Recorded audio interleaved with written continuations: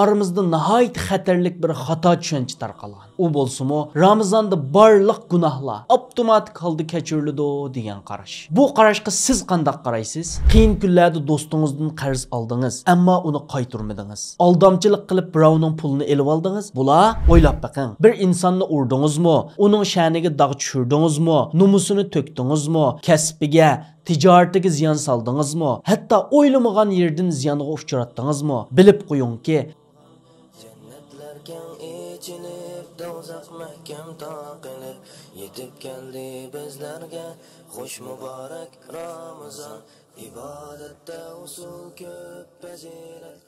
Assalomu alaykum aziz qarindoshlar. Bugun sizlar bilan bu muborak Ramazon oyida o'yinlashga tegishli muhim bir masala ustida to'xtalmoqchiman. Hammamizga ma'lumki, Alloh taolo nihoyat mag'firat qilguvchi, cheksiz mehribondir. Biz bandalarga u zot hammadan shafqatlik va eng keng qursaqdir. Undaqda Ramazon oyi degan nima? Bu faqat och qilish oyimi? Yo'q.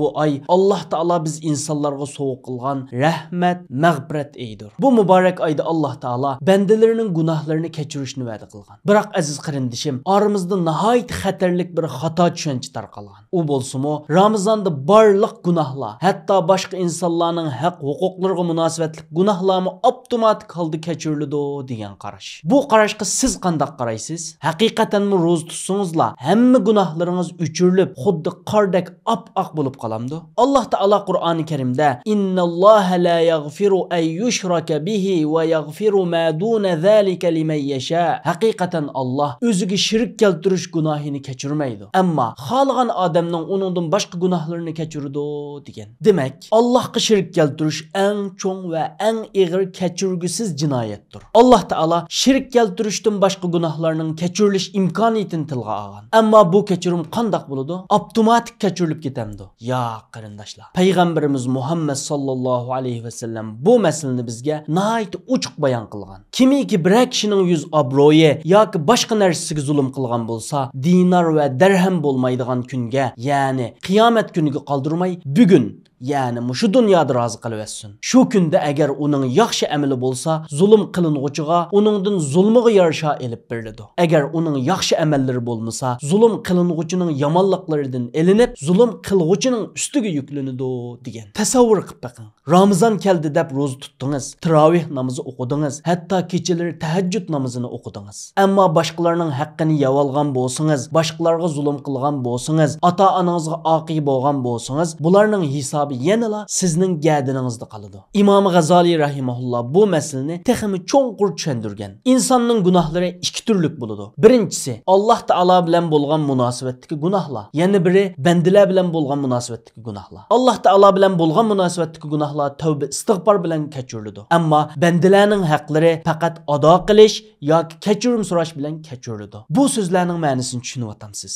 Agar siz ro'za tutmasangiz yoki namoz o'qimasangiz, bu faqat siz bilan Allah Taala o'ttirsidagi masala. Bu gunohlar uchun chin qalbingizdan tavba qilsangiz, Ramazonning barakati bilan Allah Taala kechirishi mumkin. Ammo siz birovning pulini yevagan bo'lsangiz, birovga tuhmat chaplagan bo'lsangiz yoki zulm qilgan bo'lsangiz, bularni faqat shu insonlar kechirsizlar, ondan Allah Taala kechirdi. İmam İbn Taymiyya rahimahulloh bu haqda Allohning haqqi bo'lgan gunohlar Ramazondagi samimiy tavba tazarru bilan kechiriladi. Ammo bandalarning haqqi bo'lgan gunohlar mayli Ramazonda bo'lsin yoki boshqa vaqtda bo'lsin, faqat haq egalariga haqlarini qaytirish yoki ularning kechirimiga erish bilan kechiriladi degan. Ramazonda kechirilmaydigan gunohlar degan bu gapni anglagan chog'ingizda, balkim undaqda bu gunohlar qaysi deb so'rashinglar mumkin. Men sizlarga bu gunohlarning tipik misollaridan bir qanchani so'zlab o'tay. Birinchi, boshqalarning mol-mulkini nahaq elib olish. Siz o'ylab baqdingizmi? Qiyin kunlarda do'stingizdan qarz oldingiz, ammo uni qaytarmadingiz.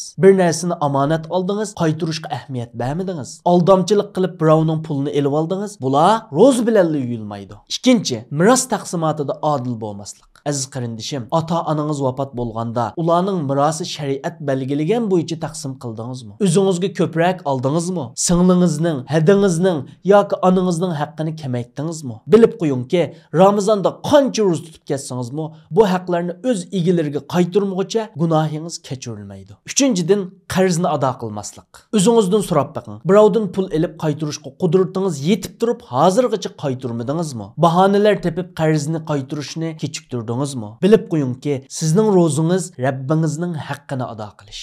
Ammo qarz egisining haqqini ado qilish yanala sizning gadiningizda qoladi. 4. Boshqalarga zulm qilish. O'ylab baqing, bir insonni urdingizmi, til ahonat bilan yuragini og'ritdingizmi, uning sha'niga dog' tushirdingizmi, nomusini to'kdingizmi, kasbiga, tijaretiga ziyon soldingizmi, hatto o'ylamagan yerdan ziyonga uchratdingizmi? Bilib qo'yingki, Ramazon bu gunohlarni avtomatik yumaydi. Faqat zulm qilgan kishingizdan kechirim so'rsangizla, u kechirsa ondan kechiriladi. 5. Ota-onaning haqqini ado qilmaslik. Aziz qarindishim, o'zingizdan so'rab baqing. Ota-onangizga adabsizlik qildingizmi? Ularning xizmatini qilmadingizmi? Ular qiyinchilikda qolganda yordam qo'lingizni sunmadingizmi? Bilib qo'yingki, ota-onaning haqqi intayin cho'ng. Ramazonda ro'za tutishingiz faqat Allah bilan sizning orangizdagi hisobni yaxshilaydi. Ammo ota-onangizning haqqi ado bo'lmoqcha haqiqiy mag'firatga erishamaysiz. Aziz qarindishim, Ramazon oyi bizga faqat ibodatlarni ko'paytib qolmay, insonlar bilan bo'lgan munosabatimizni yaxshilashning oltin fursati. Shuni sizga tavsiya qiladiganim, Ramazonning bu muborak kunlarida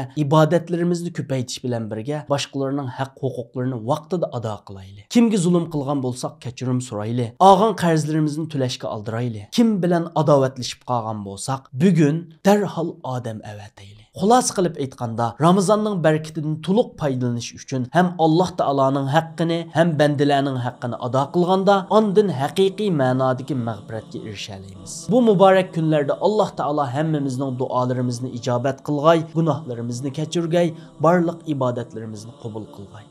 Amin.